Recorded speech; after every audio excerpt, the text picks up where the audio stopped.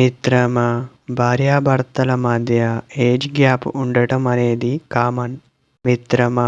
కానీ అతిగా వయసులో తేడా ఉంటే మాత్రం అనేక సమస్యలను ఎదుర్కోవలసి వస్తుంది మిత్రమా. 5 ఏండ్లకు మించి గ్యాప్ వస్తే కొంత అభిప్రాయ భేదాలు వస్తాయని చాలామంది దంపతులు సాధారణంగా చెప్పే అభిప్రాయం మిత్రమా. ఎందుకంటే దీనికి రకరకాల కారణాలు ఉన్నాయి. చాలా పెద్దవాళ్ళు కాబట్టి మన మధ్య ఒక హద్దు ఉంటుంది. రిలేషన్షిప్లో కూడా అంతే. ఒకే ఆలోచనలు, ఒక విషయాన్ని తీసుకునే విధానం చాలా భిన్నంగా ఉంటాయి.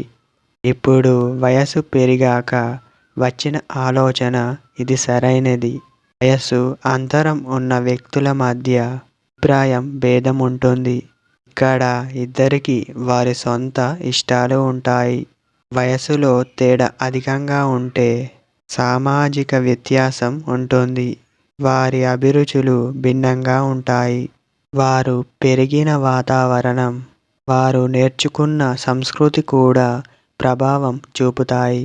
మనం పెరిగిన వాతావరణం మన వ్యక్తిత్వంపై చాలా ప్రభావం చూపుతుంది.